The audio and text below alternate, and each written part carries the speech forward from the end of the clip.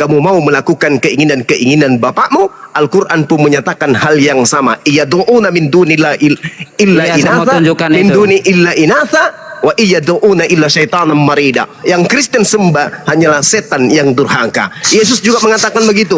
Iblislah yang menjadi bapakmu, dan kamu mau menjadikan iblis ini sebagai panduan apa yang Anda lakukan di atas muka bumi. Itu pengakuan Yesus. Sekarang sekarang apakah Anda percaya? Tunggu. Apakah Anda percaya dulu kamu bahwa Yesus akan buktikan? Apakah Saya mau Anda buktikan percaya? Ini kamu tanya. Apakah yang Anda lain. percaya bahwa Yesus ini memberi pesan kepada pengikutnya akan muncul Yesus palsu? Silakan. Aduh, saya jawab dulu yang tadi. Yesus palsu belum selesai loh. Kepada saya. Yesus mengaku akan muncul Mesias palsu. Betul? Gini, saya mau buktikan ketika kamu mengatakan aduh. Ini level 2 Anda nggak bisa. Saya turunkan levelnya, Saudara Yusuf. Saya turunkan levelnya supaya nggak terlalu berat. Saya turunkan levelnya supaya nggak terlalu berat. Coba Anda buktikan kepada saya ketika malaikat berkata dalam Kisah Para Rasul 1 nomor 11. Kamu ini hanya mau bertanya atau apa? Orang mau diturunkan levelnya karena dua pernyataan saya. Saya mau yang jawab pertanyaan levelnya kamu tadi. Sudah rendah, tak sanggup Anda jawab. Maka kita turunkan levelnya. Kita turunkan levelnya. Coba kamu Anda buktikan. Coba Anda buktikan untuk menjawab. Coba Anda buktikan bahwa yang datang kepada Paulus itu adalah Yesus anak Maria. Kasih saya bukti otentik, silakan. Jadi dia mengatakan aku adalah Yesus yang kamu aniaya, itu bukan bukti otentik. Itu cuma suara. Bukti apa lagi? Itu suara yang bertentangan dengan ucapan Yesus. Saya bukan bicara itu. Saya bicara mengatakan Alkitab itu. Saya mengatakan Yesus berkata, yang datang setelah aku adalah roh kebenaran. Kenapa yang datang justru adalah Yesus? Ayo. Begini. Nalar kamu ini mesti mau diperbaiki. Ketika kamu mengatakan bukti otentik. Saya ulang lagi. Ini saja coba Anda buktikan. Coba Anda buktikan bahwa yang datang kepada Paulus itu adalah Yesus. Bukti. Iya, makanya itu saya katakan.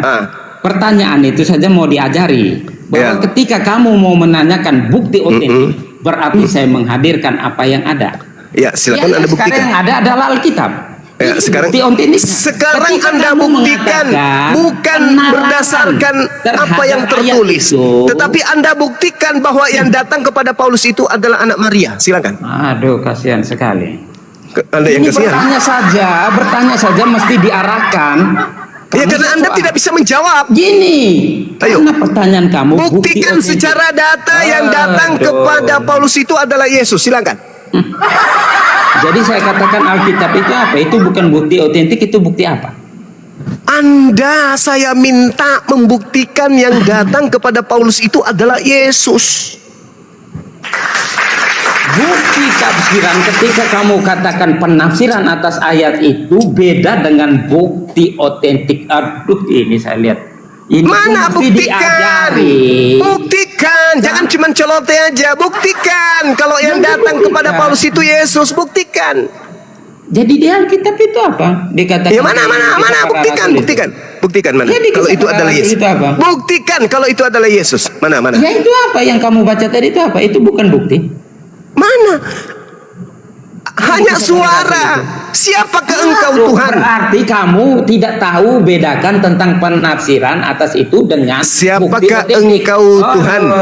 Siapakah engkau Tuhan? Akulah Yesus yang kau niaya. Habis itu percaya kalau itu Yesus. Bagaimana kalau itu adalah Mesias palsu? Bagaimana kalau yang datang mengaku itu Mesias palsu? Gini, dengar dulu Suma. Kalau mau bicara tentang penafsiran, kita bicara penafsiran. Saya tidak berbicara tafsir. Saya tidak minta Anda mentafsirkan. Saya minta Anda membuktikan kalau itu adalah Yesus asli. Silakan. Jadi yang kamu katakan tadi itu hanya suara, itu bukan tafsiran. Loh, kan itu cuma suara. Itu tafsiran kamu. Dalilnya sangat jelas di Kisah Para Rasul 22 nomor 7, 8, nomor 9. Otentiknya. bahwa Gitu kan? itulah Yesus Kristus. Mulai. Apa bukti otentik yang Anda bisa katakan bahwa itu adalah Yesus? Alkitab itu. Apa? Alkitab itu menuliskan itulah Yesus Kristus.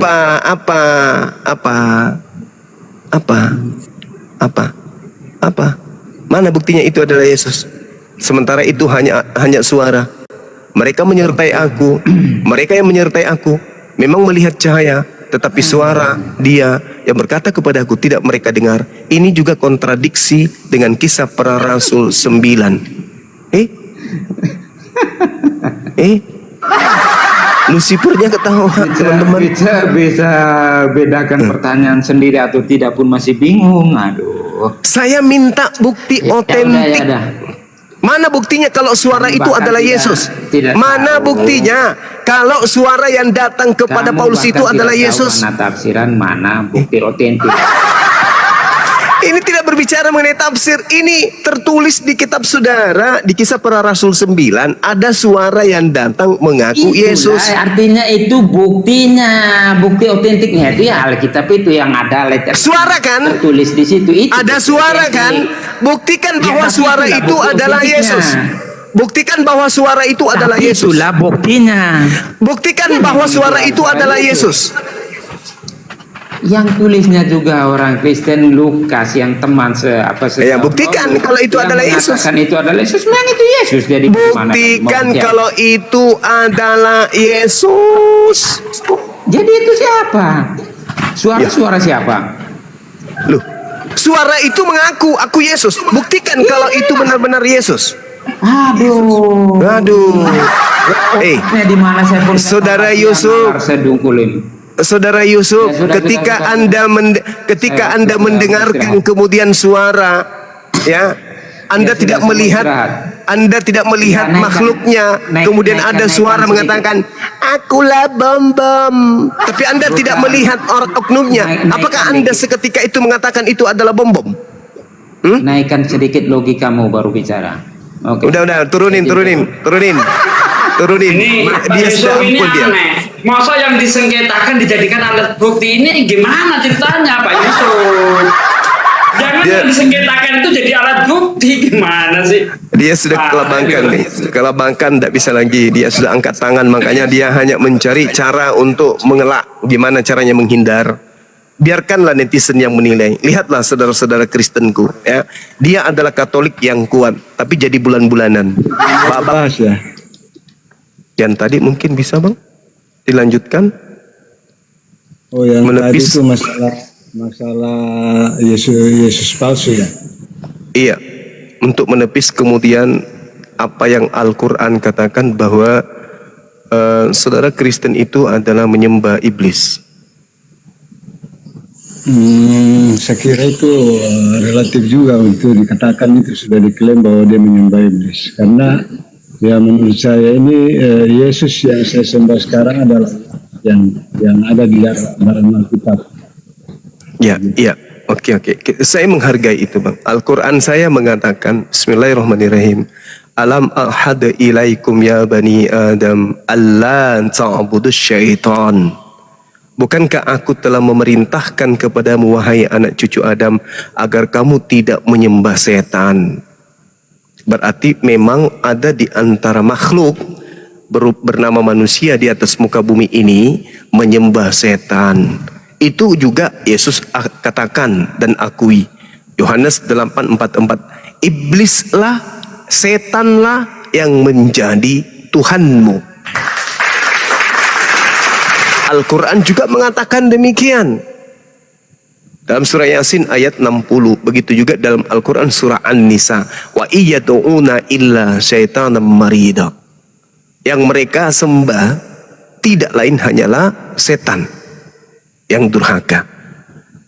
Nah, sekarang kalau yang saudara sembah ini bukan setan, coba saudara buktikan bahwa makhluk yang datang kepada Paulus mengaku Yesus itu adalah benar-benar anak Maria. Bagaimana maksud saya begini ya, artinya itu yang betul itu yang disampaikan tadi dan ada di dalam Alkitab seperti itu. Iya. Jadi yang datang kepada Paulus itu yang menyatakan bahwa aku inilah yang engkau aniaya. Ya, itu siapa itu, Bang? Ya, jadi maksudnya itu roh kebenaran dalam diri Yesus yang datang. Bagaimana yang dijanjikan bahwa aku akan roh menyertai kamu seperti itu. Jadi roh yang datang itu adalah roh. Itu roh atau Yesus? Roh kebenaran yang ada di dalam diri Yesus, dan roh ini kan maksudnya kemampuan atau kekuatannya dimiliki oleh Sang Salib. Di dalam Yohanes 4, di dalam Yohanes 14 nomor 16, aku akan minta kepada Bapa agar Bapa mengutus seorang penolong lain. Jadi setelah Yesus terangkat ke langit, yang datang kemudian adalah seorang. Itu satu. Yang kedua, Pak, Yesus mengatakan, waspadalah kepada penyesat yang datang dengan memakai namaku dan mengaku akulah dia. Ya, betul itu. Nah, berarti menurut Yesus akan datang oknum mengatasnamakan Yesus, betul? Iya. Nah, inilah yang saya pertanyakan. Kalau Yesus mengatakan akan datang Yesus palsu yang adalah penyesat, maka kalau bukan yang datang kepada Paulus, Yesus palsunya atau Mesias palsunya atau penyesatnya, lalu yang mana? Karena Yesus mengatakan akan datang. Mana Yesus palsu itu? Jadi maksud saya begini, Pak. Jadi ini kan Paulus ya, yang dulunya namanya Saulus. Iya. Di mana Saulus ini adalah anti orang Kristen, yang mana dia selalu aniaya, bahkan dibunuh pada saat itu. Dan karena Tuhan mau pakai dia, sehingga diyakinkanlah kepada Saulus ini supaya dia yakin yang aniaya itu adalah pengikutnya, sehingga akan dalam bentuk roh kudus itu yang maksudnya berbicara ya, cara bahwa ya supaya Saulus ini yakin bahwa yang dibunuh adalah pengikut Kristus, pengikut Yesus. Sehingga dinyatakan di situ untuk meyakinkan Paulus bahwa ya, ternyata yang saya aniaya, yang saya anikan selama ini adalah orang-orang Kristen. Nah, itu kira-kira gambarannya seperti itu. Oke, baik. Bukan langsung datang, tapi dalam bentuk Roh Kudus untuk mengingatkan kepada Saulus untuk tidak melakukan hal seperti itu. Oke. Kira begitu. Baik, Bang. Jadi saya luruskan dulu. Yesus tidak memiliki pengikut yang disebut Kristen. Pengikut Yesus itu disebut ahli kitab atau ahli Taurat atau Bani Israel. Yang disebut Kristen itu adalah pengikutnya Paulus atau pengikut Yesus, tapi Yesus yang datang kepada Paulus. Karena Yesus yang datang kepada Bani Israel dan Yesus yang datang kepada Paulus itu adalah dua oknum yang berbeda. Itu dulu. Yesusnya Paulus dan Yesusnya Petrus itu berbeda. Yesusnya Bani Israel dan Yesusnya Kristen itu berbeda. Itu dulu. Pahami dulu itu. Tanamkan itu dulu, Pak. Yesus mengatakan bahwa dia terangkat ke langit dan yang datang setelah dia adalah bukan dirinya. Dan Yesus berpesan, waspada akan datang orang mengaku-ngaku namaku, akan datang penyesat. Mengaku-ngaku dengan memakai namaku dan berkata akulah dia.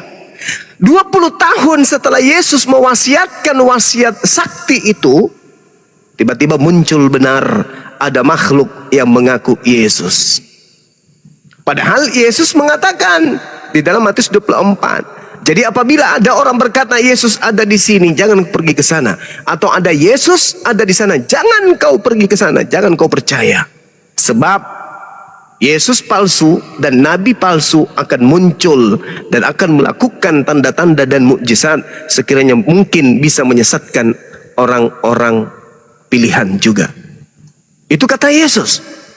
Camkanlah, aku telah mengatakannya kepadamu. Jika ada orang berkata ada Yesus di padang gurun, ingat Paulus mengaku bertemu dengan Yesus di padang gurun, dan berkata ada Yesus dalam bilik. Ingat Paulus mengaku bertemu dengan Yesus dalam bilik penjara. Jangan kau percaya, kata Yesus. Nah, sekarang kenapa Anda percaya? Apakah Anda tidak mendengarkan nasihat Yesus ketika Yesus mengatakan, apabila ada orang berkata bertemu dengan Yesus di padang gurun, bertemu Yesus dalam bilik, jangan kau percaya. Pertanyaan saya, kenapa Anda percaya kepada Paulus? Bukan Paulusnya yang dipercaya, tetapi ajaran Yesus yang dituliskan oleh Paulus. Nah, Yesus yang mana itu? Yesus yang mana yang mengajarkan Paulus? Yesus yang mana? Yesus yang ada di Alkitab lah. Yesus itu ada dua, Bang. Banyak, kalau nama Yesus saya banyak. Yang mengaku Yesus itu di Bible itu ada dua. Anak Maria, dan yang satunya kemudian adalah anak Tuhan, anak Theos yang datang kepada Paulus. Akulah Yesus yang kau niaya. Makhluk inilah yang mengaku Yesus, yang membimbing Paulus membuat 13 kitab. Ada tidak Yesus itu membimbing Paulus ketika Yesus mengajarkan murid-muridnya di tengah-tengah Bani Israel, membimbing Paulus menulis 13 kitab? Tak ada. Tak ada. Tetapi Yesus, makhluk yang datang mengaku Yesus, menurut Paulus telah membimbing Paulus menuliskan 13 kitab. Berarti ada makhluk mengaku-ngaku Yesus yang datang kepada Paulus. Akulah Yesus yang kau aniaya. Hahaha. Nah, sekarang bagaimana caranya kita buktikan bahwa itu betul-betul adalah Yesus asli? Sedangkan Yesus asli berpesan, apabila ada orang berkata bertemu dengan aku di padang gurun, jangan kau percaya, sebab Yesus palsu akan datang untuk menyesatkan banyak orang. Tuh, kata Yesus dalam Matius 24. Makanya orang Yahudi, Pak, tidak percaya kepada Paulus. Makanya orang Yahudi, jangankan Paulus, Yesus aja nggak mereka percaya. Karena Yesus itu ada juga Yesus penyesat. Ya. Nah, itu dia. Nah, jadi yang datang kemudian mengajarkan akulah Yesus yang kau aniaya itu bukanlah Yesus yang datang di tengah-tengah Bani Israel. Karena Yesus mengatakan, sebab kedatanganku yang kedua ditandai dengan cahaya yang bersinar dari timur sampai ke barat, bintang-bintang akan bertaburan, akan berjatuhan, dan langit akan menggelegar. Itu dikatakan dalam Matius 24 nomor 27, 28, 29. Coba Anda baca. Nah, sedangkan ketika makhluk ini datang mengaku, akulah Yesus, tak ada apa-apa. Tak ada apa yang terjadi. Cuman Paulus sendiri yang melihat cahaya. Muridnya ada yang mengatakan mendengarkan suara, ada juga yang mengatakan tidak mendengarkan suara. Sementara Yesus mengatakan kedatanganku yang kedua ditandai dengan adanya cahaya yang terlontar, bersinar dari timur sampai ke barat. Bintang-bintang berjatuhan, Pak. Kalau bintang berjatuhan, berarti seluruh umat manusia akan tahu. Tidak mungkin tidak. Sebab bagaimana halnya diterangkan kemudian oleh Yesus dalam Matius 29.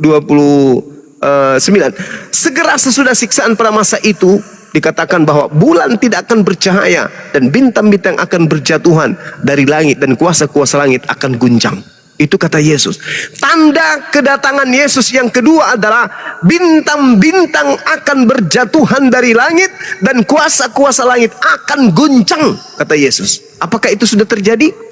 Belum terjadi. Berarti yang datang kepada Paulus itu bukanlah Yesus asli, tetapi makhluk palsu, Yesus palsu yang Yesus katakan di dalam Matius 24 nomor 24 akan muncul Yesus palsu mengatasnamakan namanya. Nah, inilah yang saudara-saudara Kristen sembah, yaitu Yesus palsu yang Paulus ajarkan kepada saudara. Demikian.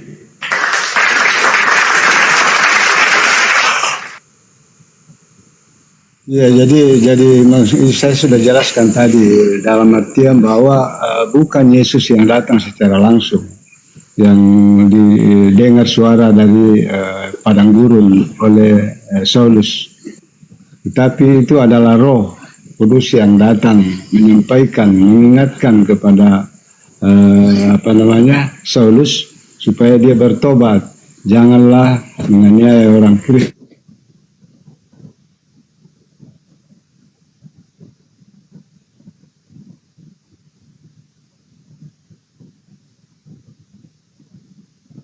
Ini suaranya hilang ya.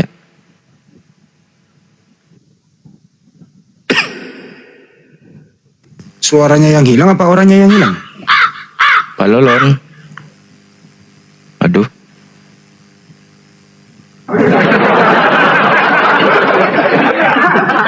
Oh, itu lagi tuh, si aduh.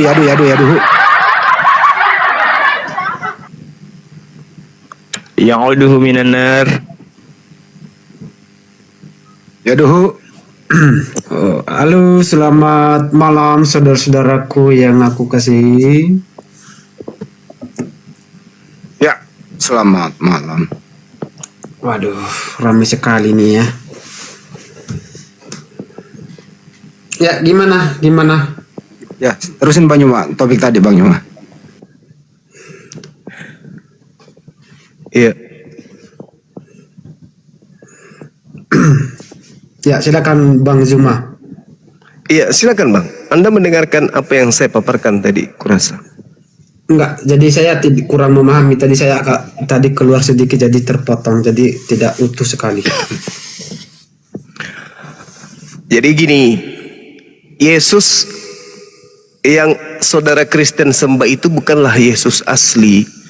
Karena Yesus asli tidak pernah mengajarkan dirinya untuk disembah.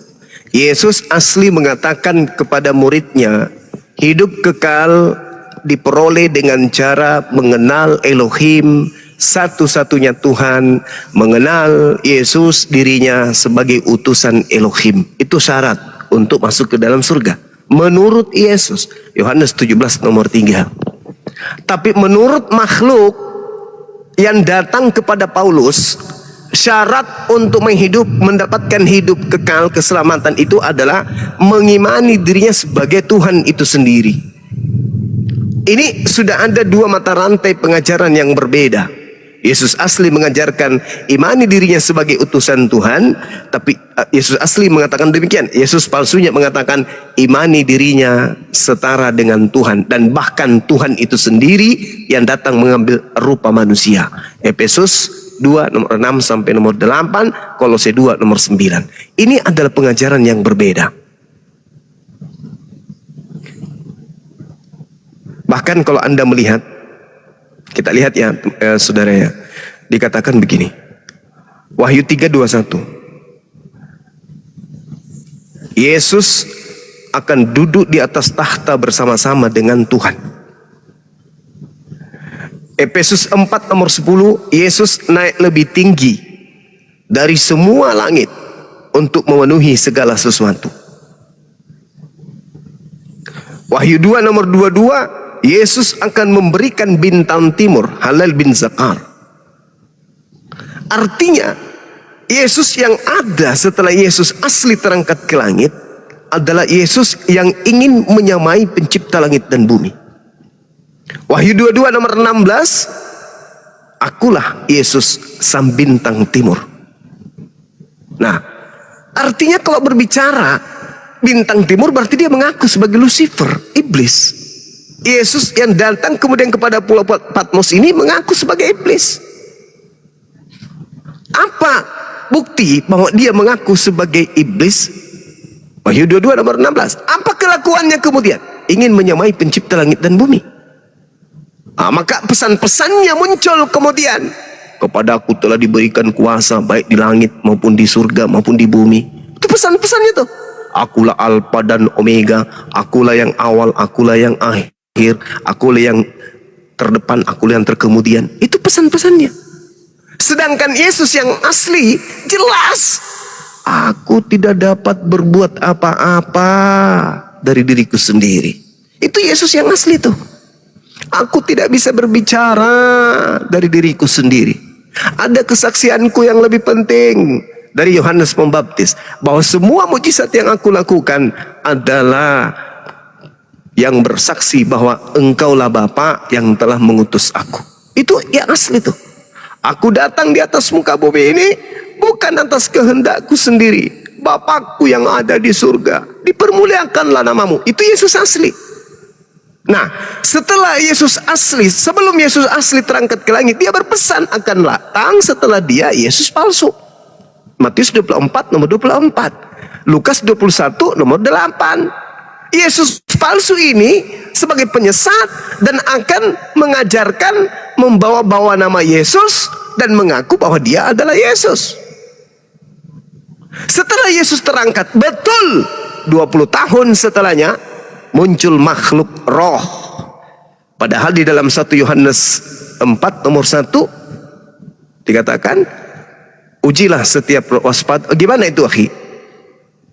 Akhi, gimana itu bunyinya tuh? Waspadalah kepada roh. Ujilah setiap roh-roh yang datang kepadamu, sebab akan muncul pengajar-pengajar palsu dan nabi-nabi 2 palsu. Yohanes tadi. Ya. 2 Yohanes 4 ayat 1 sampai 4. 2 Yohanes 4. Bukan 1 Yohanes ya. Iya, iya. 1 Yohanes 4, 1 Yohanes 4. 1 Yohanes 4. Nomor 1 ya, ya. Ya, saudara-saudaraku yang kekasih, waspadalah setiap roh. Ujilah setiap roh, sebab apakah dia itu berasal dari Elohim atau dia berasal dari setan? Sebab nabi-nabi palsu akan muncul dan pergi ke seluruh dunia. Pergi ke seluruh dunia. Yang dimaksud nabi palsu yang pergi ke seluruh dunia ini adalah pastor dan pendeta. Nah, sekarang permasalahannya adalah, kalau yang datang kepada Paulus ini adalah Yesus asli, lalu mana Yesus palsunya?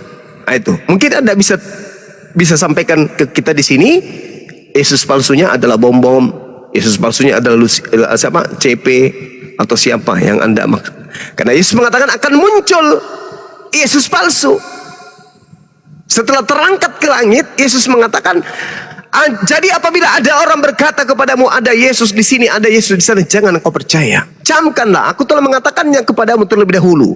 Apabila ada orang berkata ada Yesus di padang gurun, jangan kau pergi ke sana. Atau ada Yesus di dalam bilik, jangan kamu percaya. Sebab aku akan datang kedua kalinya dengan tanda seperti sinar yang berkilat dari timur sampai ke barat.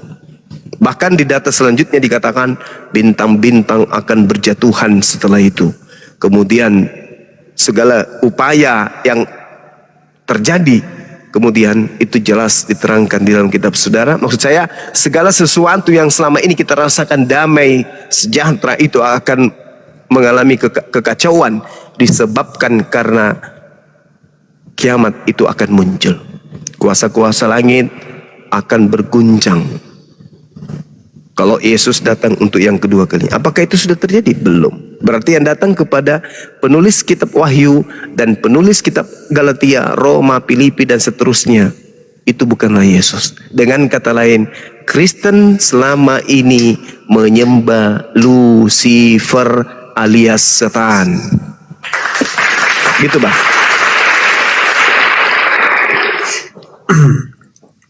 Oke, terima kasih Bro. Begitu panjang dan begitu melelahkan. Kalau bisa minum air dulu biar jangan terlalu capek. Begini, saya melihat dan mendengarkan narasi saudara, ya, Anda mengatakan ada Yesus palsu dan ada Yesus asli, ya. Seakan-akan di sana ada dua pribadi yang asli dan palsu. Tetapi Anda tidak melihat di dalam diri Yesus itu dia adalah Allah sejati dan dia itu adalah manusia sejati. Nah, suatu keanehan di dalam narasi saudara ketika Anda menekankan siapa yang datang kepada Yesus itu.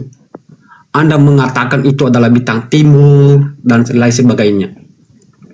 Dan sudah jelas-jelas di sana bahwa yang datang kepada Paulus di sana itu adalah Yesus itu sendiri, di mana dia ada suara dan mendengar, dia mengatakan, siapakah engkau?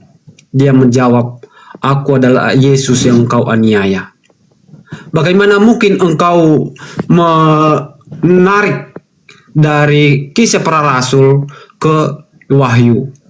Kalau mungkin ada di sana bintang fajar, dan Yesus juga mengatakan dia adalah terang itu sendiri.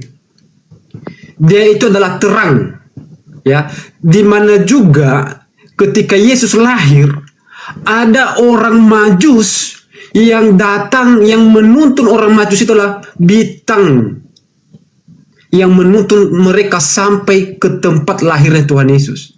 Jadi apa? Bintang fajar di dalam Wahyu itu adalah suatu nama yang disematkan di dalam diri Yesus. Jadi saya rasa di sini tidak ada yang namanya palsu. Itu saling berkesinambungan. Cuma saudara Juma di sini hanya menekankan kemanusiaan dan mengabaikan ke aspek keilahian, sehingga Anda menimbulkan suatu paradigma yang mengatakan dia itu adalah manusia. Nah, jadi Paulus, ya, di sini dia itu hanya menerima dari Yesus, perintah dari Yesus. Dasarnya apa? Di 1 Korintus pasal 11 ayat 23 di sana menekankan, sebab apa yang telah kuteruskan kepadamu telah aku terima dari Tuhan, yaitu bahwa Tuhan Yesus pada malam waktu diserahkan mengambil roti. Artinya apa? Paulus hanya menerima dan hanya meneruskan apa yang dia terima itu tentang Yesus. Jadi Paulus seakan-akan saudara-saudara ini mengatakan, oh, Paulus ini biang kerok. Ya. Tetapi dia di situ di dalam 1 Korintus 11 ayat 23, dia itu hanya meneruskan apa yang dia terima, bahwa Yesus adalah Tuhan. Oke saudara, silakan. Oke, ya. Jadi sekali lagi saya katakan, Anda mencoba mewakili makhluk yang datang kepada Paulus dengan mengatakan Yesus ada sisi kemanusiaan dan ada sisi ketuhanan. Itu ajaran siapa? Di mana Yesus mengajarkan itu? Tak akan pernah Anda temukan. Ketika Yesus datang ke tengah-tengah Bani Israel, dia mengatakan dirinya anak manusia, anak manusia, anak manusia, anak manusia, anak manusia, anak manusia. Aku tidak dapat berbuat apa-apa dari diriku sendiri. Bapa lebih besar daripada aku. Itu ajaran Yesus. Berbicara pun Yesus bukan dari dirinya. Yohanes 14 nomor 24, firman yang kau dengar dari diriku bukan dari diriku, tapi dari Dia yang telah mengutus aku. Itu konsep yang diajarkan Yesus kepada muridnya yang asli. Tapi ketika berbicara mengenai Kristen, maka Kristen akan menggabungkan antara Yesus yang asli dengan Yesus yang palsu, sehingga muncul kemudian paradigma dogma doktrin. Yesus manusia 100%, Yesus Tuhan 100%. Kenapa demikian? Karena orang Kristen memadukan antara Yesus, antara makhluk yang membawa-bawa nama Yesus, antara makhluk yang mengaku Yesus kepada Paulus, dan Yesus yang ada di tengah-tengah Bani Israel. Yesus adalah Nabi, Yesus adalah Rasul. Bagi Yesus asli dan pengikutnya yang asli. Tapi Yesus yang palsu mengaku sebagai Tuhan. Akulah Alfa, akulah Omega, akulah yang awal, akulah yang akhir.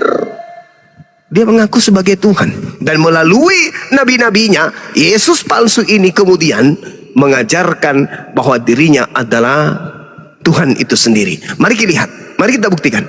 Di dalam 1 Timotius 2 nomor 5. Karena Elohim itu Esa, dan Esa pula Yesus yang menjadi pengantara antara Elohim dan manusia. Coba lihat. Sejak kapan Yesus asli mengajarkan ini? Sejak kapan? Sejak kapan Yesus mengatakan ini? Yohanes 3 nomor 34. Siapapun yang diserahi tugas untuk menyampaikan firman, maka Tuhan akan menaruh rohnya ke atasnya tanpa terbatas. Artinya Yesus sedang menyamakan dirinya dengan penyampai-penyampai firman yang lain. Tetapi Yesus palsu menuntun nabi palsunya Paulus untuk mengatakan bahwa Yesus itu juga adalah esa. Berarti si makhluk ingin menyamai Tuhan pencipta alam semesta. Karena Elohim itu esa, dan esa pula dia yang menjadi pengantara antara Elohim dan manusia, yaitu manusia Kristus Yesus. Fakta ini dalil. Kalau ada dua sisi yang berbeda tapi sama-sama esa, berarti apa ini namanya? Tuhan pencipta alam semesta esa, ada lagi makhluk juga mengaku esa. Yang esa itu hanyalah pencipta alam semesta. Shema Israel, Adonai Eloheinu, Adonai Ahada, Qul huwallahu ahada. Hanya satu yang esa, nggak boleh dua. Tetapi makhluk yang datang mengaku Yesus membisikkan nabi palsunya Paulus dengan mengajarkan kepada seluruh manusia bahwa Yesus Kristus juga esa, Elohim juga esa. Berarti ada dua yang esa ingin menyamai pencipta alam semesta. Inilah yang diterangkan oleh Yesaya 14 dalam nomor 14 yang disebut Hailale bin Zakar. Bintang timur, bintang fajar. Baca Wahyu 22 nomor 16. Aku Yesus, tunas Daud, sang bintang timur. Kalau di Islam muncul pertanyaan, Bang Suma, sini Bang Suma. Kenapa bro? Aku mau bisik sesuatu. Apa? Kalau yang datang mengaku Yesus dan mengaku bintang timur ini benar-benar iblis, kenapa emang? Masakan iblis mengatasnamakan dirinya, membuka rahasianya bahwa dia adalah iblis? Kan bukankah bintang timur itu adalah Helal bin Zakar, adalah iblis, Lucifer, betul? Loh, masa iblis mengaku menyatakan dirinya sebagai iblis sih?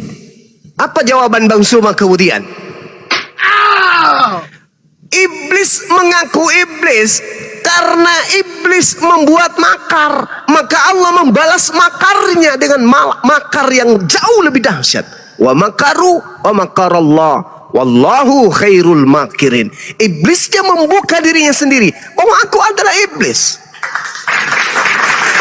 Apa yang terjadi?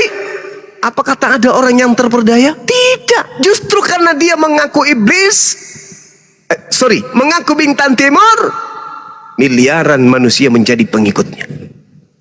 Nah sekarang, kalau kita melihat Yesus yang asli mengajarkan, menjalankan hukum Taurat dengan jelas. Hukum Taurat adalah sumber kehidupan.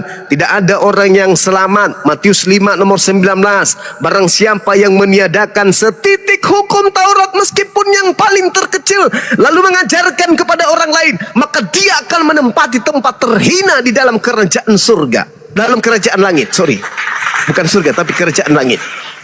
Itu salah terjemah.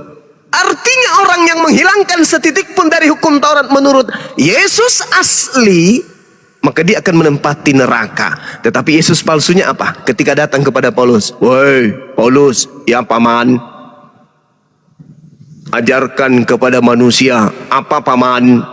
Yesus Kristus mati dengan cara terkutuk, dengan menebus kutuk hukum Taurat, sebab ada tertulis, terkutuklah orang yang mati di atas tiang salib.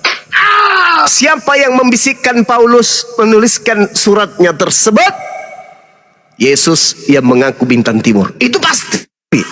Karena Yesus yang asli mengatakan, kalau kau hilangkan meskipun yang paling terkecil, lalu kau ajarkan kepada anakmu, kepada istrimu, kepada keluargamu, kepada orang lain, maka engkau akan menempati neraka. Matius 5 nomor 19. Tapi yang palsu datang, oh enggak dong, hukum Taurat itu sampah. Hukum Taurat itu adalah skubalon alias kotoran. Oke? Itu kata iblis yang datang merasuki nabinya, memberikan wahyu kepada nabinya, memberikan ilham kepada nabinya, memberikan petunjuk kepada nabinya, Paulus. Coba Anda baca kemudian dalam Galatia 3 tuh.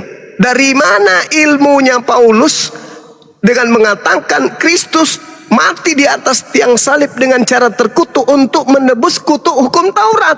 Sejak kapan Taurat itu adalah kutuk? Justru orang yang tidak menjalankan Taurat itu kena kutuk. Ulangan 27 nomor 26. siapapun yang tidak mempraktekkan hukum Taurat dengan perbuatan, maka terkutuklah dia. Berarti siapa yang tidak menjalankan hukum Taurat, orang itu terkutuk. Tapi Paulus mengatakan justru hukum Taurat itulah kutuk. Coba, apakah Yesus pernah mengajarkan hukum Taurat itu harus hilang? Tidak. Bahkan Yesus mengatakan, sebelum langit dan bumi lenyap, setitik pun tidak boleh dibatalkan dari hukum Taurat. Lukas 16:17, bahkan Yesus mengatakan lebih mudah langit dan bumi lenyap daripada setitik hukum Taurat itu batal. Tapi dalam Efesus 2 nomor 15, ada makhluk datang membisik kepada Paulus, sampaikan, ajarkan kepada ke dunia bahwa dengan matinya Yesus di atas tiang salib, Yesus telah membatalkan hukum Taurat beserta segala perintah yang ada di dalamnya. Ini apa ini? Makhluk apa yang datang mengaku Yesus, mengajarkan Paulus dengan ajaran yang bertentangan dengan Yesus asli?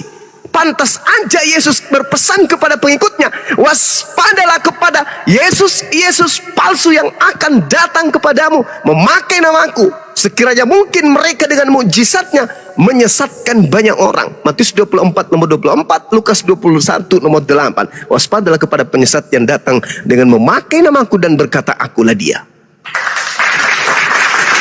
Pantas aja hari ini orang-orang Yahudi tidak mau percaya kepada Paulus. Makanya orang Yahudi tidak menjadi Kristen.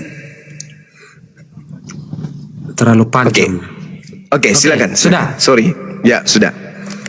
Oke. Jadi sebenarnya panjang dan melelahkan bagi saya untuk mendengarkan narasi saudara. Tapi nggak apa-apa. Jadi begini.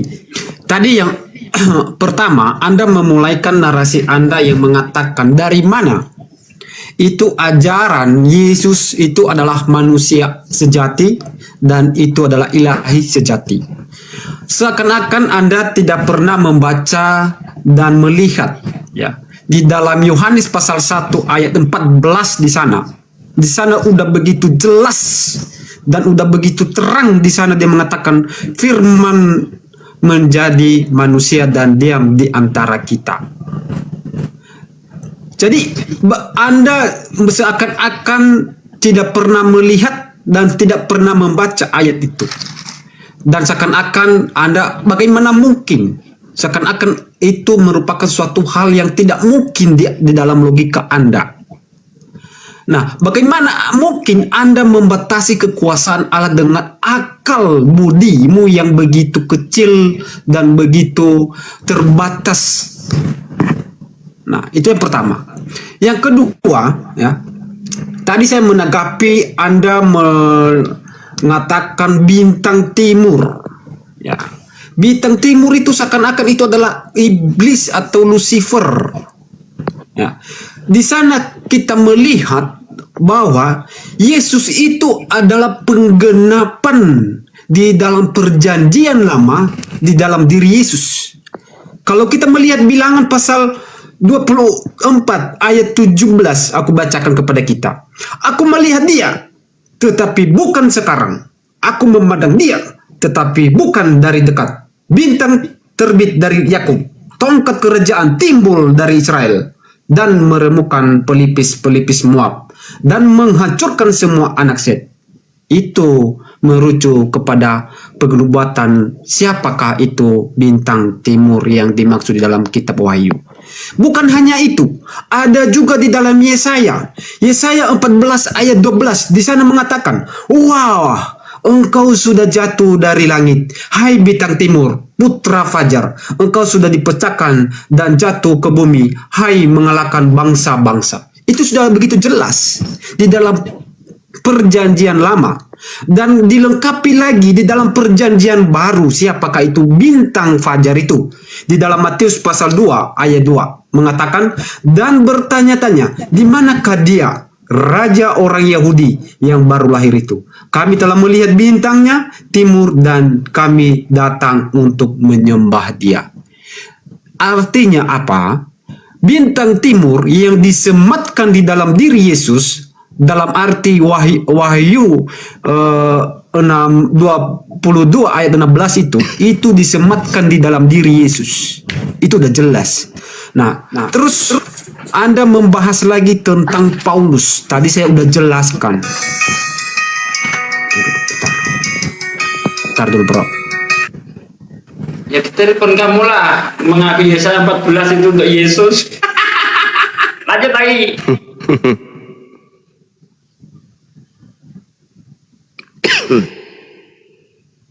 Oke, sorry mengganggu. Jadi saya lanjut. Anda membahas tentang Paulus, ya. Paulus tadi saya udah jelaskan. Dia itu menerima, ya, menerima apa yang dia terima. Dia hanya meneruskan berdasarkan Korintus yang tadi saya bacakan.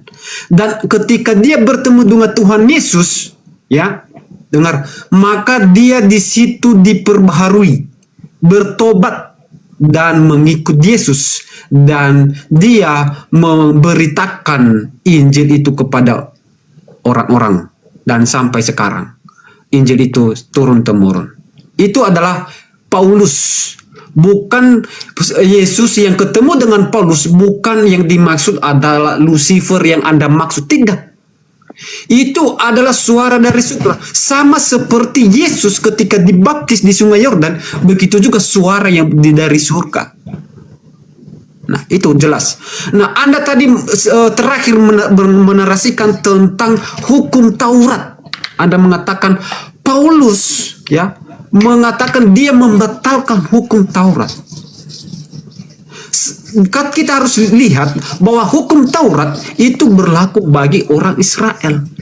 Karena di sana ada suatu permasalahan antara orang yang Israel dan orang yang non-Israel. Sehingga Paulus menyelesaikan konflik yang terjadi di sana, bahwa suatu keselamatan itu diberikan kepada seluruh dunia.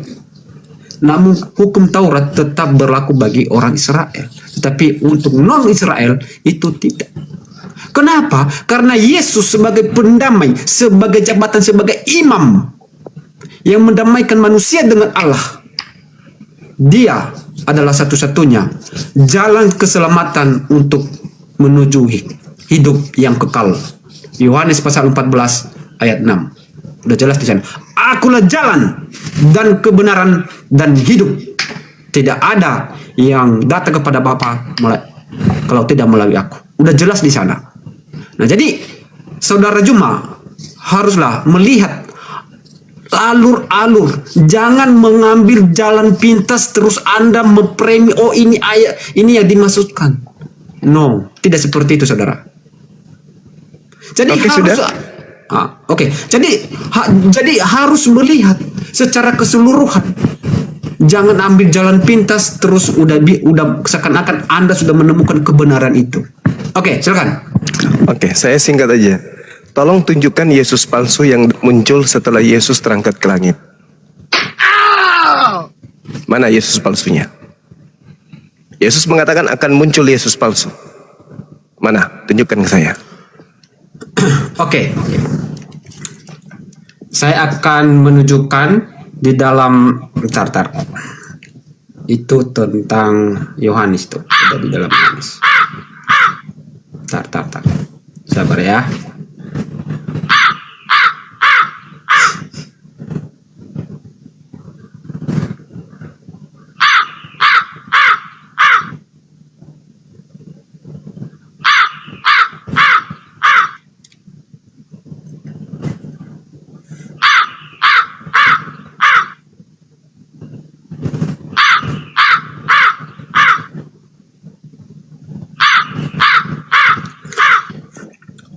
Oke.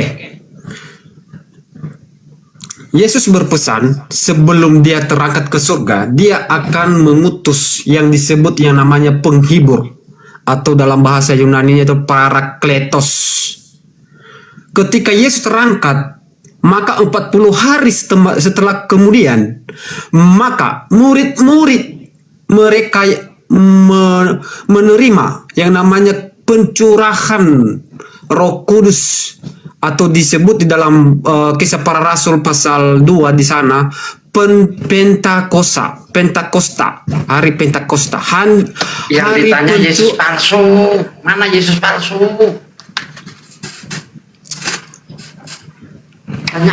Yesus berkata, Anda jangan potong kalau saya bernarasi. Bukan mau, Anda nggak jawab soalnya. pertanyaan saya Bang, pertanyaan saya, Yesus mengatakan akan muncul Yesus palsu. Nah, kalau Yesus mengatakan akan muncul Yesus palsu, berarti kalau Yesus tidak bohong, maka Yesus palsunya akan muncul. Mana Yesus palsu yang muncul itu?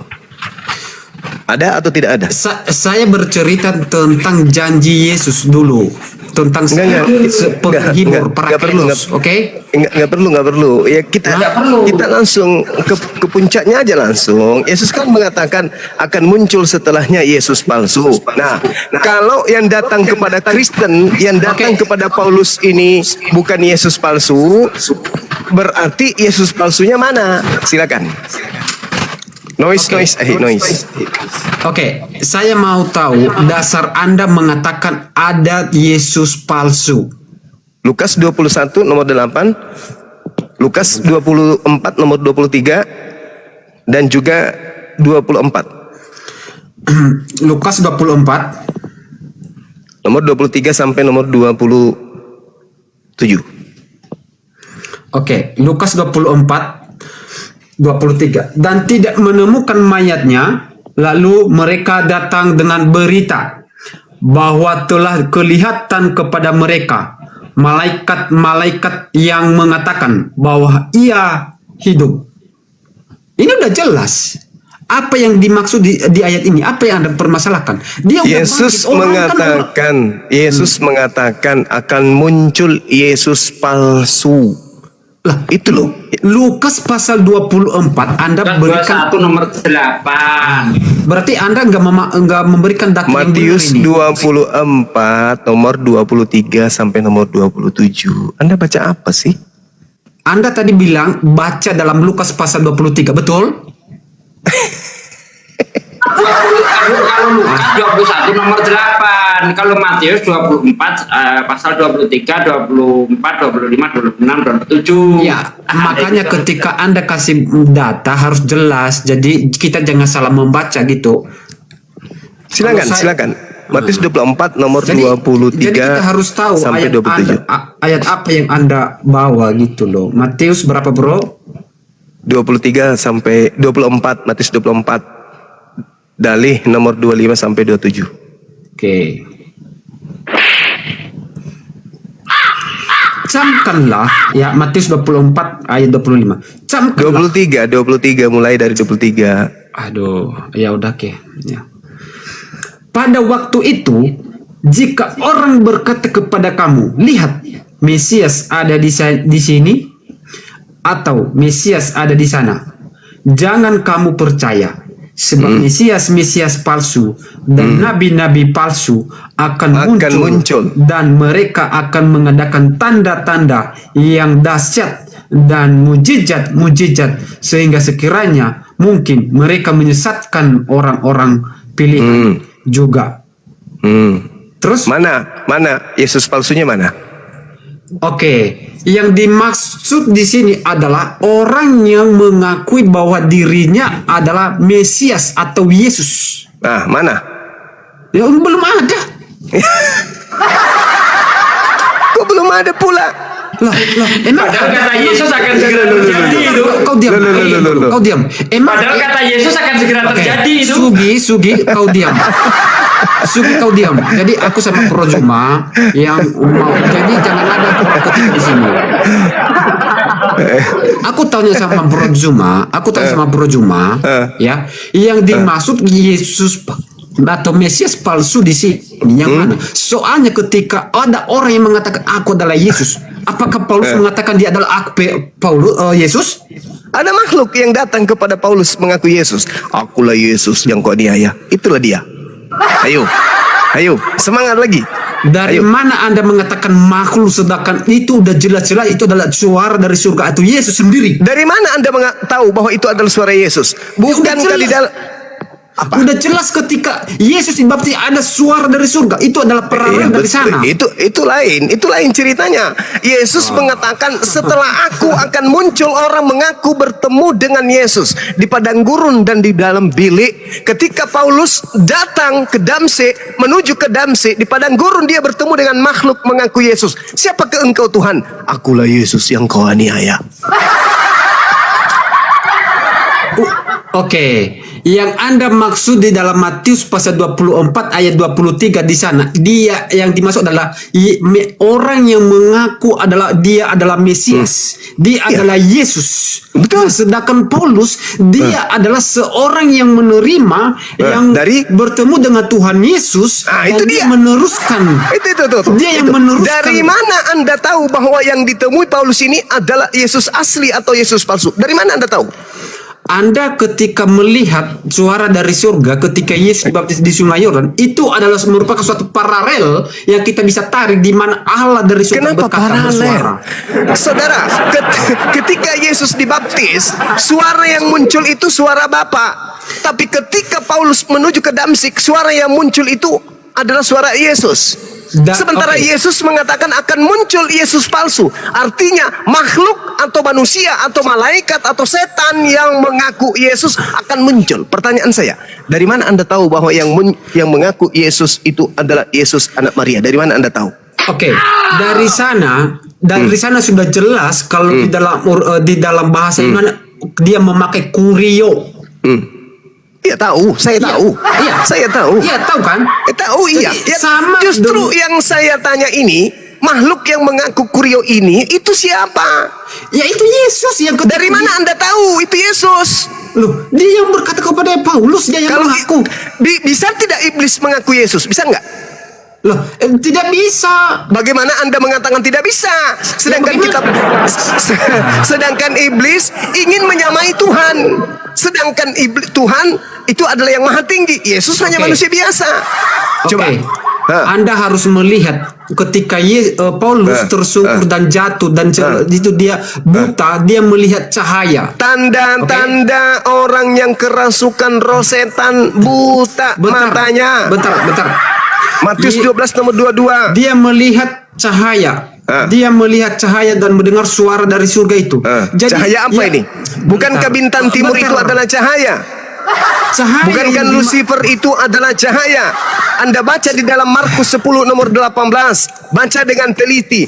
Aku Yesus melihat iblis jatuh dari langit seperti cahaya yang menyambar. Ayo.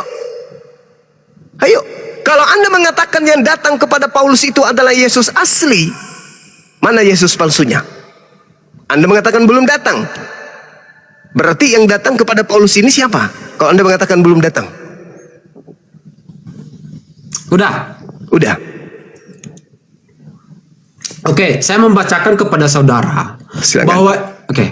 Bahwa yang dimaksudkan terang itu adalah Yesus, karena dia mengatakan di dalam Yohanes pasal 8 ayat 12 dia mengatakan, akulah terang dunia, barang siapa yang mengikut aku ia tidak akan berjalan dalam kegelapan, melainkan ia akan mempunyai terang hidup.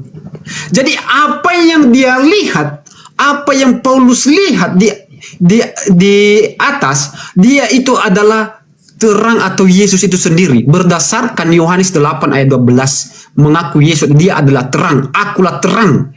Dah, jelas di situ. Ada dalil. Itu nggak masalah.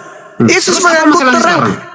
Sekarang yang jadi permasalahan adalah makhluk yang datang kepada Paulus yang mengaku Yesus. Anda kurang jelas ya.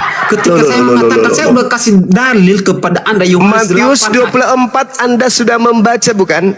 Pada waktu itu jika ada orang berkata kepadamu, lihat Yesus ada di sini atau Mesias ada di sana, jangan kamu percaya. Murid-murid Yesus ketika Paulus mengaku bertemu dengan Yesus di padang gurun, percaya atau tidak?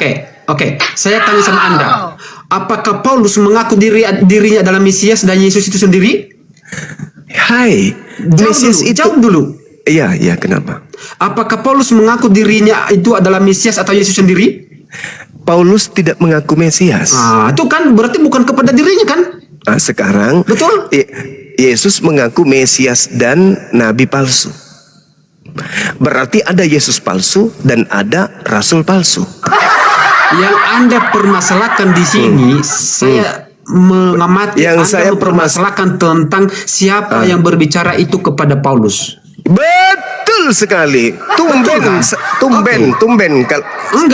Saya paham, Anda benar. tapi tadi saya udah jawab sekitar 2 kali, tapi Anda masih bertanya, Coba. Anda tidak memahami. Saya coba. udah kasih dasarnya. Siapa itu terang atau cahaya yang dia lihat itu adalah Yesus sendiri. Karena di dalam Yohanes pasal 8 ayat 12 dia mengatakan, "Aku adalah terang."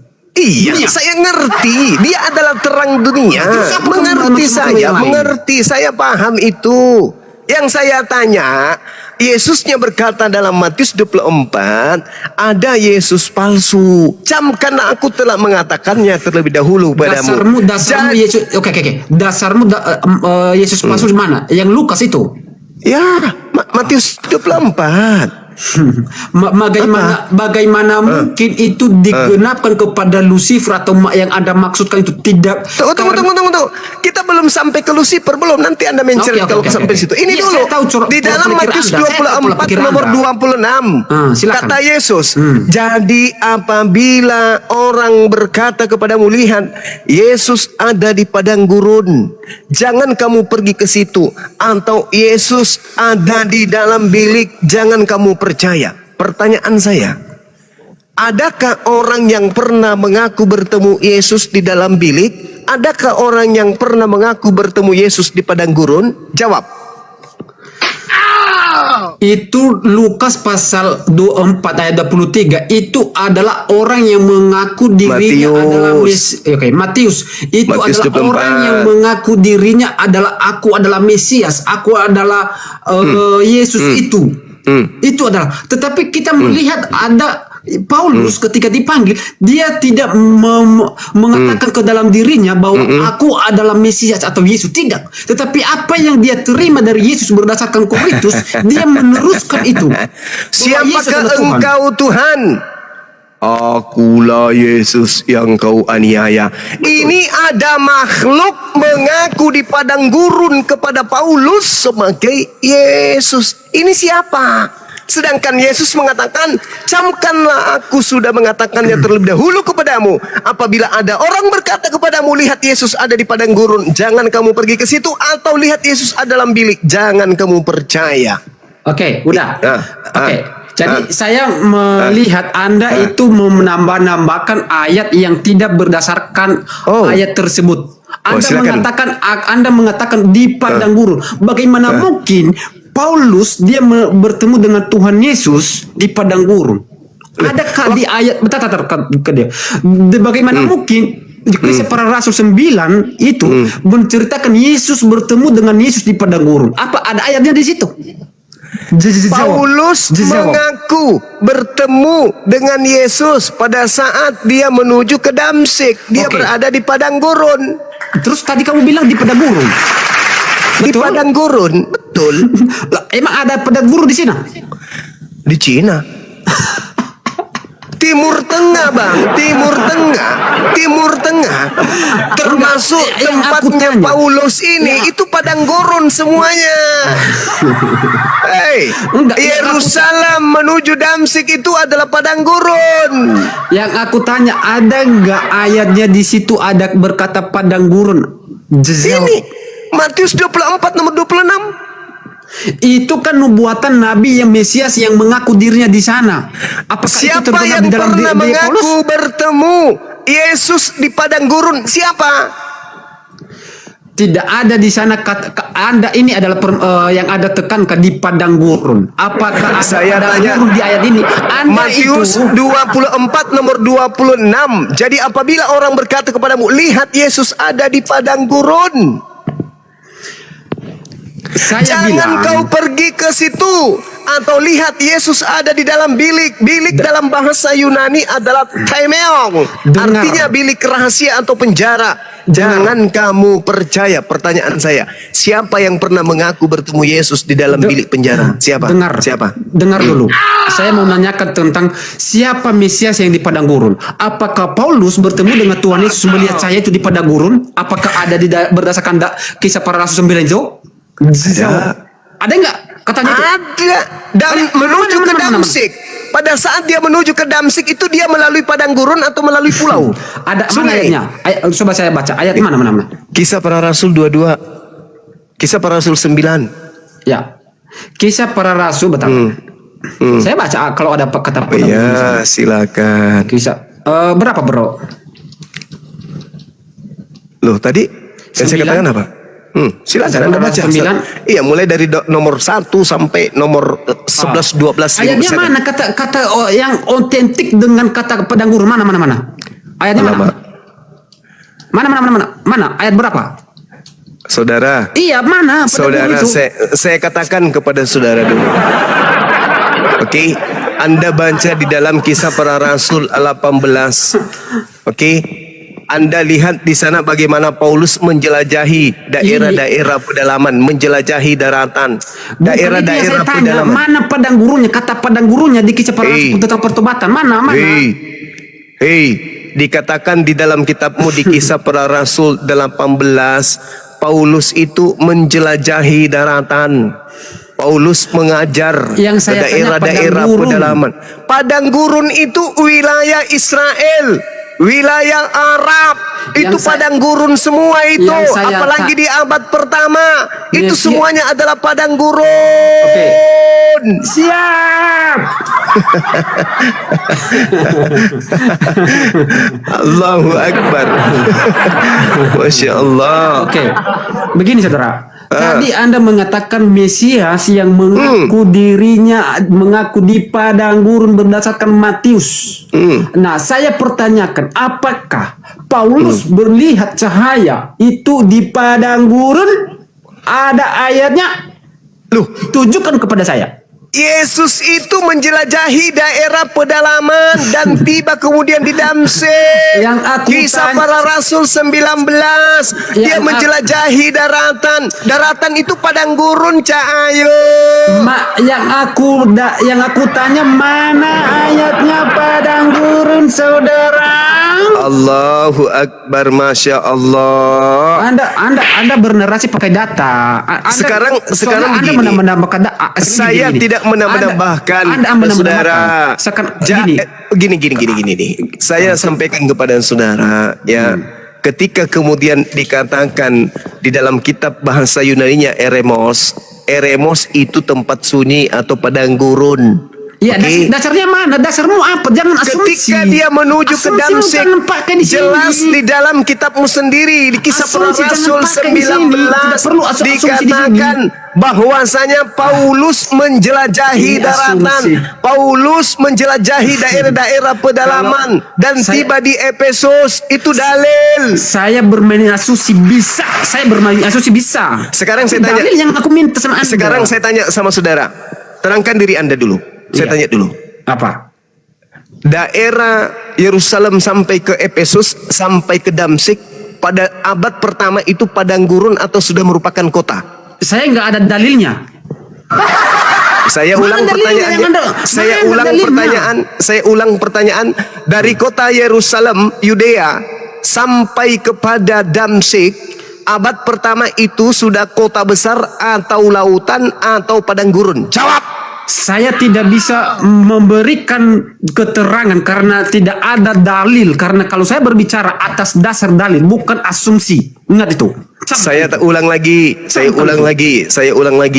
Apakah daerah menuju ke Damsyik dari Yerusalem itu atau dari tanah Yudea itu pada saat itu tempat yang sunyi, saya udah bilang, padang saya gurun, tidak berasumsi. Saya kalau kota besar pada abad pertama, apakah itu sudah menjadi kota besar atau itu menjadi tempat yang sunyi?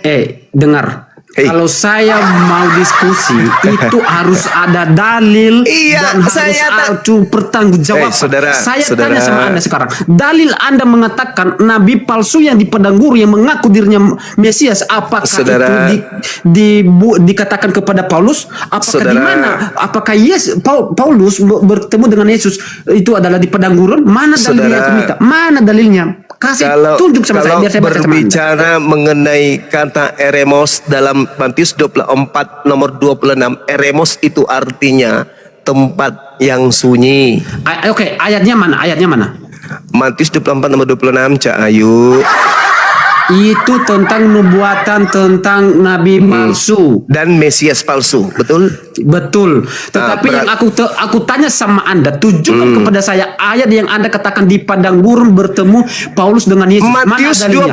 24 nomor 26, eremos itu tempat sunyi atau sepi atau padang gurun. Saya paham, saya paham. Pertanyaan saya, apakah jalan menuju Damsik pada saat itu tempat yang ramai atau tempat yang sepi atau sunyi? Saya tidak bisa memberikan keterangan karena saya tidak ada dalil. Pada abad pertama, berdiskusi harus ada dalil. apakah Mana dalil Anda? antara Yudea atau Yerusalem menuju ke Damsik itu adalah jalan sepi, sunyi, atau itu adalah kota besar? Jawab. Saya tidak mau berasumsi. Saya itu kalau berdiskusi harus dalil, bukan atas pikiran saya. Ingat itu. Saya tanya sama Anda, mana dalil yang Anda masuk di padang gurun bertemu dengan Paulus? Mana? Hey. Jangan. Mana? Paulus Tunjukkan. mengaku Jangan Anda bertemu pakai dengan asumsi. Yesus. Betul. Apakah di padang gurun? Di tempat sunyi. Mana ayatnya? Matius 24 26. Anda tidak bisa memberikan dalil di sana, saudara. Mana saya baca? Kisah para Rasul berapa? Matius 24 nomor 26. Itu adalah orang yang mengaku dirinya di padang gurun di sana. Apakah saya tanya? Apakah Paulus bertemu dengan Yesus di padang gurun? Bertemu di tempat yang sepi. Bisa jawab. Bertemu di tempat Mana yang dalilnya? sepi. Matius 24 dalilnya? nomor 26. Di situ Iya, mana dikatakan dalilnya? dalam bahasa Yunani eremos 24 nomor 26. Ada kata eremos di sana artinya tempat yang sepi, tempat yang sunyi. Dan di dalam Kisah Para Rasul 19 Paulus dikatakan mendatangi Ketika Paulus bertemu dengan Yesus di padang gurun. Ingat dan menjelajahi daerah-daerah pedalaman. Kalau daerah pedalaman itu daerah kota ramai atau sepi? Tanya dulu. Saya waktu kecil saya pernah diajak untuk membuat cerita. Waktu kecil membuat cerita dan berdasarkan pikiran saya. Waktu kecil saya diajarin begitu dan saya diajari juga berpuisi. Tetapi kalau udah berbicara di dalam Alkitab itu tidak bisa, saudara. Ingat itu. Oh gitu. Nah sekarang Karena apa yang saya pelajari, apa yang saya tuliskan cerita itu bukanlah merupakan suatu dongeng atau Alkitab itu bukan dongeng atau cerita. Ingat itu. Mana ayat yang Anda turun, kalau Anda tidak mau diam Anda turun. Kami orang Islam tidak bisa ditipu, oke? Sekarang saya sampaikan kepada saudara. Jangan mute, bro. Sekarang ini apakah masih ada padang gurun? Mohon host jangan. Pertanyaan saya, saat ini apakah masih ada padang gurun? Ya, mana buktinya? Saya nggak tahu, saya di Indonesia.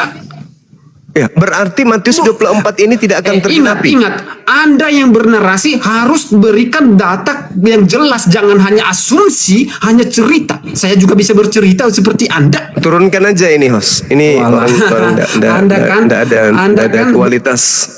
Anda ke gereja, cipok lubang pantat pendeta, habis itu Anda minum, tidur, mudah-mudahan besok bangun Anda semakin gila. Al-Quranul Karim kemudian menjelaskan kepada kita umat Islam bahwasanya orang-orang ini tidak akan pernah bisa sampai kepada kebenaran ketika mereka hanya mendudukkan ajaran nenek moyang mereka itu sebagai panduan. Wa idza qila lahum ittabi'u ma anzalallahu qalu bal nattabi'u ma alfaina alaihi aba'ana awalau kana aba'uhum la ya'qiluna shay'a wa la yahtadun. Apabila kalian mengatakan kepada mereka, ikutilah apa yang telah diturunkan oleh Allah. Mereka menjawab, tidak, kami mengikuti apa yang kami dapati pada nenek moyang kami melakukannya. Padahal nenek moyang mereka tidak mengetahui apapun dan tidak mendapat petunjuk. Kita berdebat kurang lebih 3 pasukan Lucifer dan kita lihat titik-titik lemah mereka.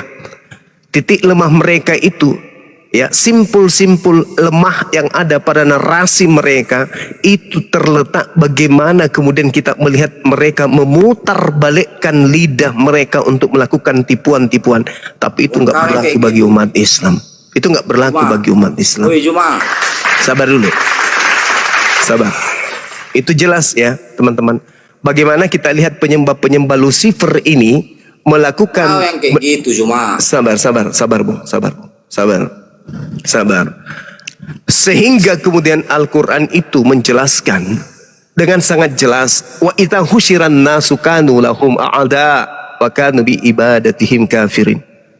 Apabila manusia kelak nanti dikumpulkan, sesembahan itu akan menjadi musuh mereka dan mengingkari pemujaan-pemujaan yang mereka lakukan kepadanya. Yesus akan menyangkal. Kenapa? Karena iblis akan menyangkali ajarannya. Iblis nanti akan terbahak-bahak mengantarkan mereka masuk ke dalam neraka. Dan mereka akan mengklaim, Yesus, bukankah kami telah bernubuat demi namamu, mengusir setan demi namamu? Tapi Yesus mengatakan, oh sorry, yang kau sembah selama ini adalah penyesat yang adalah Yesus palsu. Maka sembahan mereka menurut Al-Quran akan masuk ke dalam neraka. Apa yang mereka sembah semuanya akan masuk ke dalam neraka selain daripada Allah Subhanahu wa taala. Ini jelas nih. Matius 7 nomor 22 nomor 23, orang yang menyembah Yesus akan diusir ke neraka. Itu dalil, tidak bisa dipungkiri oleh orang Kristen. Tapi sekali lagi, simpul-simpul yang ada, yang muncul, yang kita lihat, bagaimana kemudian orang-orang Kristen yang naik di komal kita ini itu menari dengan tarian-tarian Lucifer.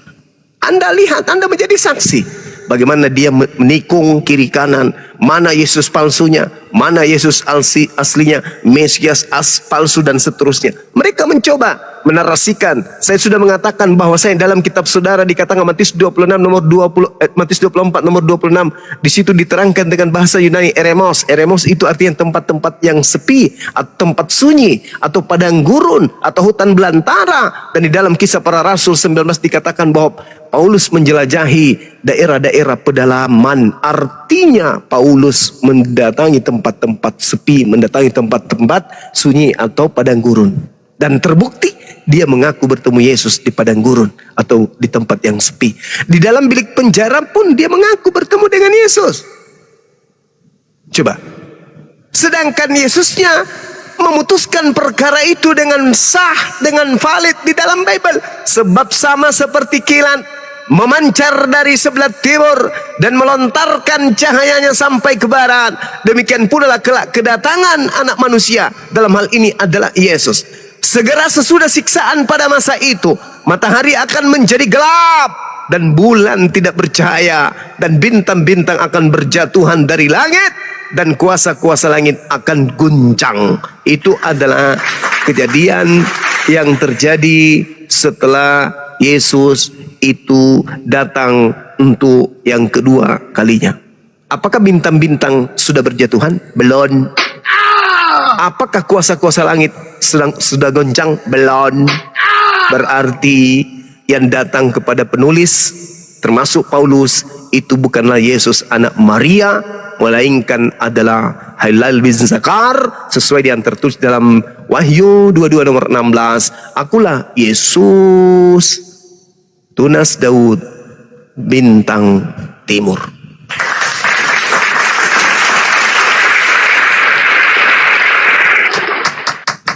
Jadi saudara-saudara sekalian, nyata bagi kita bahwasanya apa yang diterangkan Al-Quran, orang-orang ini menyembah iblis, itu terbukti bahwa memang ketika Yesus berpesan, waspadalah kepada penyesat yang akan datang dengan memakai namaku dan mengaku akulah dia. Lukas 21:8 tergenapi dan kita bisa jelaskan dan kita bisa jabarkan. Saatnya kita memetik hikmat daripada edukasi yang kita berikan. Mudah-mudahan apa yang saya sampaikan ini ada manfaatnya, utamanya bagi pada diri saya pribadi. Kalaupun ada kesalahan, itu juga dari diri saya pribadi. Dan kalau ada kebenarannya, itu semata-mata dari Allah Subhanahu wa Ta'ala. Forum saya kembalikan kepada host. Semoga kita semua dalam lindungan Allah Subhanahu wa Ta'ala. Demikian. Terima kasih Gurunda. Masya Allah. Dengan penyampaian yang sangat biasa. Panjang kali kisahnya itu ya. Selamat malam. Ya, selamat malam Bang Rao. Ya. Itu kisahnya si Bang Juma itu panjang sekali tuh. Untuk apa? Biarkan saja terjadi begitu. Kenapa rupanya kan? Mau dari dia bintang timur, bintang barat, emang kenapa? Masalahnya agama Anda itu menggunakan cara-cara tipuan untuk mengajak orang Islam juga untuk menyembah Lucifer. Kenapa mau ditipu? Lah, kenapa mau ditipu? Justru Kenapa karena mau kami ditipu? tidak mau ditipu, Udah tahu kami tipuan, membuka kenapa? tabir Emang kenapa rahasia. mau ditipu? Justru Kenapa? karena kami tidak ingin ditipu, Ya maka kami sudah, membuka kalau tabir nggak mau, ya rahasia ditolak gitu kan. yang ada kemudian di dalam agamamu yang mengajarkan menyembah kepada sudah Lucifer. begitu. Sederhana Artinya kan bukan? begini dia. Gimana? Kan sudah salah menurut kamu kan itu salah. Ya sudah, biar aja masuk neraka. Kenapa rupanya? Oh, tidak bisa biar aja karena perintah. Jangan kau paksakan kehendak orang loh. Loh, saya tidak memaksakan. Kenapa kau Ini paksakan? diskusi. Siapa yang saya paksakan? Enggak, begini. Kenapa kau paksakan harus orang? Siapa yang saya paksakan? Itu kan pandanganmu begitu kan? Ini adalah amar ma'ruf nahi mungkar, perintah di dalam agama saya. Kenapa rupanya? Apanya Kalau yang itu rupanya konsepnya, kenapa? Karena agama Kristen itu mengajak orang Islam untuk menyembah Lucifer. Sederhana bukan? Ya sudah, biar aja. Loh, nggak boleh. Saya harus menghalangi itu. Saya harus membentengi akidah umat Islam dari ajaran penyembah Lucifer. Kenapa abang paksa-paksakan loh? Kenapa Gitu. Anda melarang saya untuk membentengi akidah umat Jadi Islam dari makanya serangan saya sering penyembah ngomong Lucifer? begini sama, kenapa kalian repot dengan begitu? Oh, nggak bisa. Kami ini adalah utusan yang diutus di atas muka bumi ini untuk beramal ma'ruf nahi mungkar. Juma, kau jangan bandel kali. Masukku begini. Kenapa kalau begitu di luar agama? Kenapa kau kalau begitu iblis mau bertindak? menyesatkan Ada kemudian rakyat kami lain, menghalangi kenapa Anda rupanya? marah? Apa masalahmu di situ? Sama kita bang, Masalahmu sama. apa? Kalau Anda ingin Jadi menyesatkan bagus, kemudian kalau saya itu hadir kebaikan, untuk membentengi itu, akidah itu umat semuanya dari itu penyesatan kebaikan. ini, kenapa Anda Nggak yang usah marah? tahu urus-urus. Kenapa Anda sewa? Apa keinginan orang lain, Juma? Anda boleh mengajarkan Jadi, ajaran itu. penyembahan kepada Lucifer, tapi izinkan juga saya untuk menghalangi gerakan itu. Jangan sampai Kenapa kau terkontaminasi repot? kepada umat Islam yang awam. Kenapa kau repot? Nah, kenapa kamu Dengan repot segala juga? macam itu. Dengan segala upaya yang saya Tapi lakukan saya untuk menghalangi begini, ajaran setan, ada kenapa Anda sewa? manusia yang menyembah Kristen, Yesus. Kenapa kau repot? Saya Kenapa? repotnya ada karena orang di samping menyembah pohon. analoginya Kenapa kau repot? analoginya gini. Anda Kasihan memakan kau ini. Aduh, tai sapi, si ini ibu logika. dengan Anda dengan memakan orang tai lain. sapi. Cobalah. Kalau cuman Anda sendiri yang makan tai sapinya, silakan aja, masa bodoh. Masalahnya Anda menjadikan tai sapi itu seurupa makanan. Anda kasih coklat, Anda kasih mentega di atasnya, Anda kasih kemudian kismis di atasnya dan bla bla bla. Habis itu Anda ajak orang-orang Islam memakannya juga. Salah tidak kalau saya datang menjelaskan bahwa yang Anda katakan coklat itu adalah tai sapi? Tidak salah.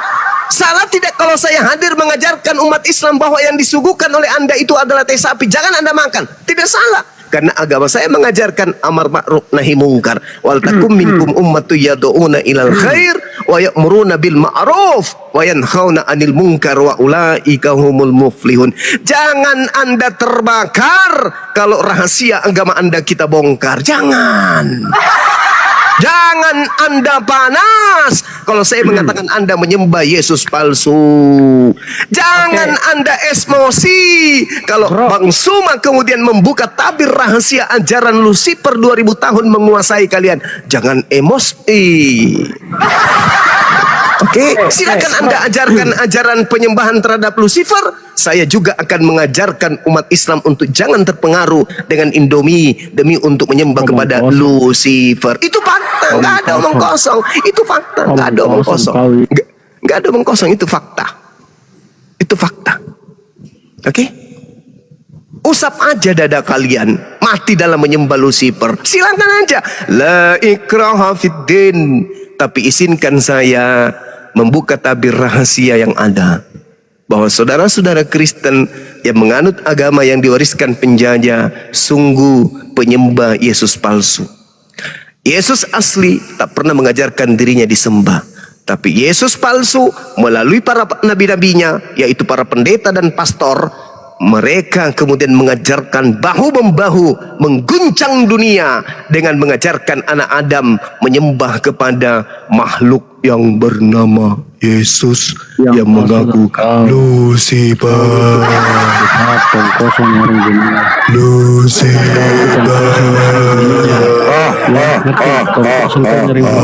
Akulah Yesus, Tunas Daud, sang bintang timur. Haleluya. Coba kau makan daging babi sebab kau jangan berkor-kor. Yesaya 66 nomor 15-16, Tuhan akan datang membawa api yang berkobar-kobar untuk membakar semua pemakan babi. Bagaimana Anda kemudian bisa menyelamatkan diri Anda? Jawab. Yesaya 66 nomor 15 sampai nomor 17, Tuhan akan datang membakar semua dengan api pemakan babi. Bagaimana Anda bisa menyelamatkan diri Anda? Halluluda. Untuk menyelamatkan diri, babi diganti menjadi minyak rem.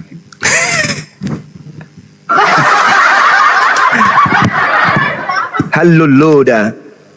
Di dalam kitab saudara sendiri yang Anda ambil dari agama lain, Yesaya 66 nomor 15, 16, 17, Tuhan akan datang dengan murka yang menyala-nyala, membawa api kemudian untuk membakar semua pemakan babi. Berarti yang dibakar di sini adalah agama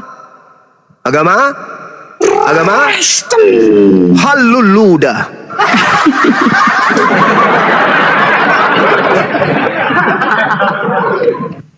Mantap.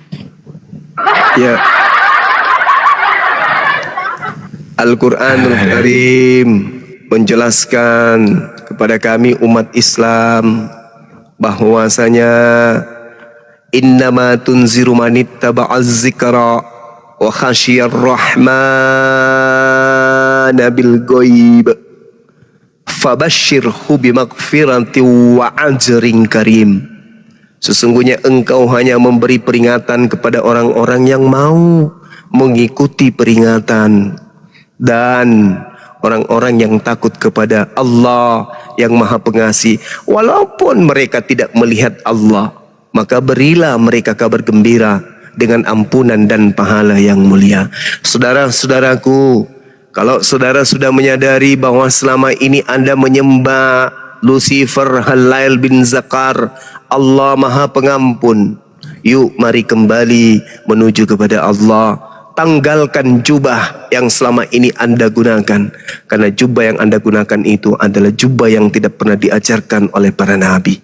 Nabi mana yang kemudian mengajarkan menyembah kepada sesamanya manusia hanya dengan modal pengakuan dengan suara yang tak jelas siapa oknumnya, dan yang mengajarkan juga manusia Paulus yang tidak diketahui siapa orangnya, bapaknya kita tidak tahu, mamanya juga kita tidak tahu siapa makhluk ini.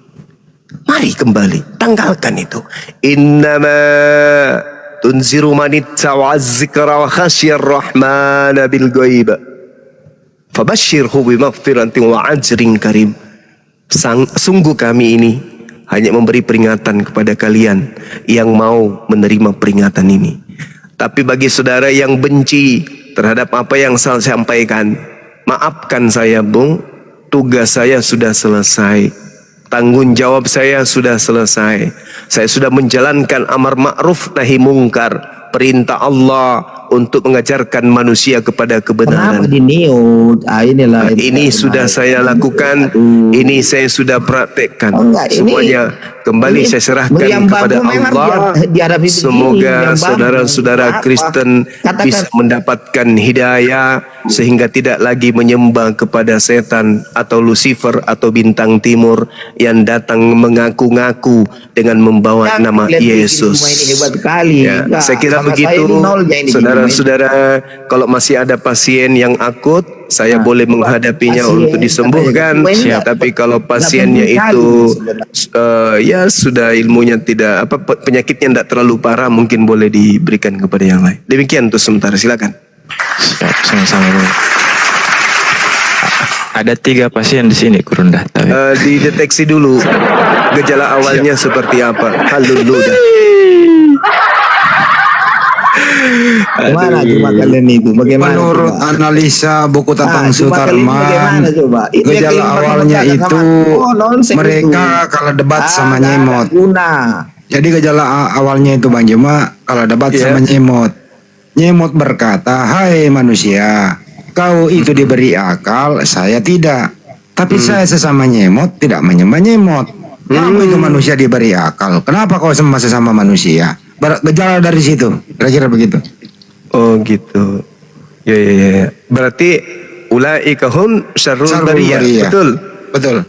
Mereka ini makhluk yang lebih buruk dari makhluk-makhluk yang lebih buruk. Yang buruk. Nyemot. Ya. Ulaika hum syarrul bariyah. Mereka adalah seburuk-buruknya makhluk. Berarti lebih buruk daripada nyemot. Nyemot. Begitu ya. Nah, terbukti kan? Kita sudah ajarkan dalil Al-Quran, dalil Bible, bahwa yang mereka sembah adalah Yesus palsu. Tapi mereka nggak mau peduli kan? Artinya memang betul. Ulaika hum syarrul bariyah. Betul. Tak ada yang salah. Berarti Al-Quran betul dengan mengatakan hal tersebut. Apabila kamu mengatakan kepada mereka, ikutilah apa yang diperintahkan oleh Allah melalui para nabinya, apa yang mereka katakan kemudian? Oh tidak. Bal nattabi'u ma alfaina alaihi aba'ana. Aku hanya mengikuti apa yang diajarkan kepada kami dari nenek moyang kami untuk melakukannya. Ini yang sedang mereka praktekkan. Padahal kata Allah, awalau kana aba'uhum la ya'qiluna syai'a wa la yahtadun. Padahal nenek moyang mereka itu tidak mengetahui apapun dan tidak mendapat petunjuk sedikit pun, kata Allah. Kalau kita tanya mereka, siapa yang mengajarkan kalian menyembah kepada manusia yang makhluk yang datang mengaku sebagai bintang timur? Siapa yang mengajarkan?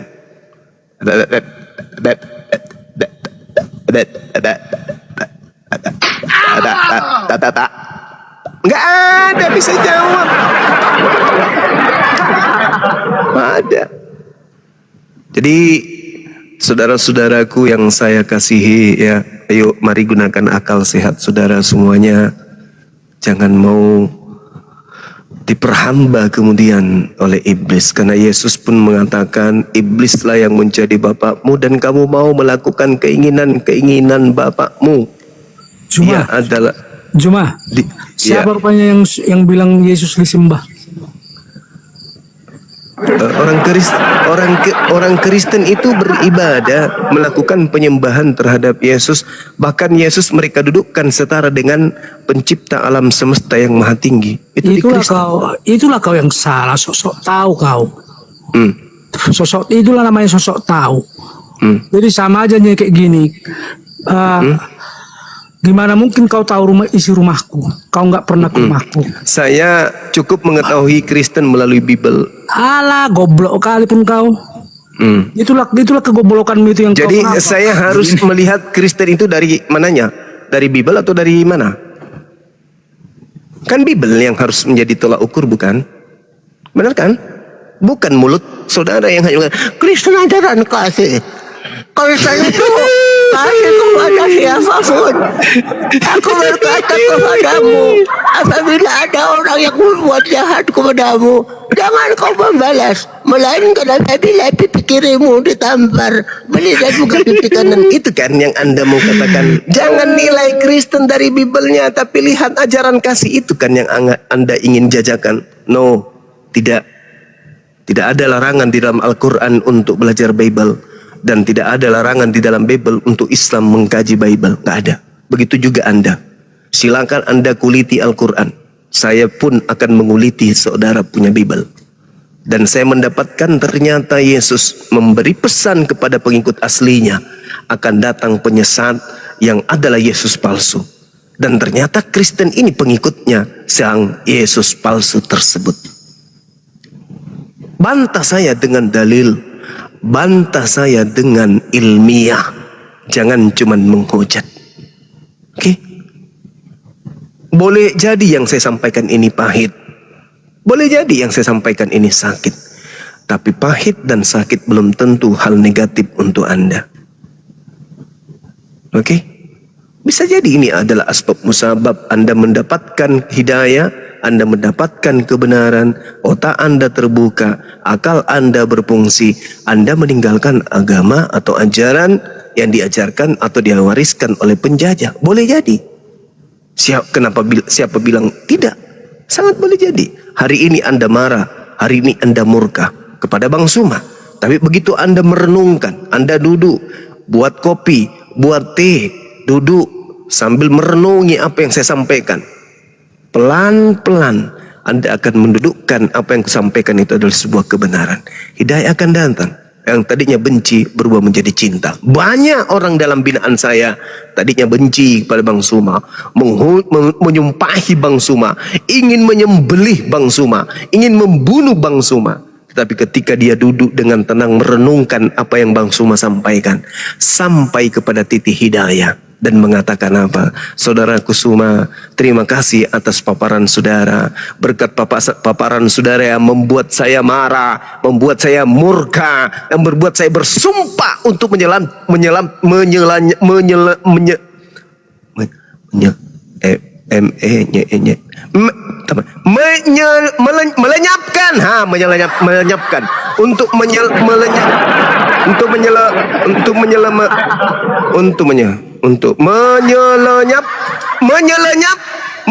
melenyapkan Anda di atas muka bumi.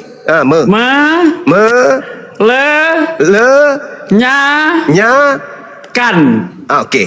Menyelenyapkan Anda di atas muka bumi. Tapi setelah kemudian saya renungi, saya pikirkan, saya ambil Bible, saya ambil pulpen, saya coret apa yang Anda katakan, saya pelajari apa yang Anda katakan, lalu saya bandingkan dengan ucapan-ucapan pendeta yang ada dalam gereja, sungguh bertolak belakang dan mengantarkan saya kepada la ilaha illallah Muhammadar Rasulullah. Ini dari asalnya ingin melenyapkan Bang Suma sampai kepada hidayah, memberikan kemudian semangat, spirit, dukungan kepada Bang Suma. Subhanallah. Jadi jangan Anda mengatakan saya pendusta, saya pembohong, saya penyesat. Bantah secara ilmiah data yang saya sajikan kalau Anda mampu. Tapi kalau tidak mampu, sekali lagi, renungkan, pikirkan, supaya Anda bisa sampai kepada hidayah. Karena hidayah hanya bisa sampai kepada orang-orang yang menggunakan akal. Saya kira begitu.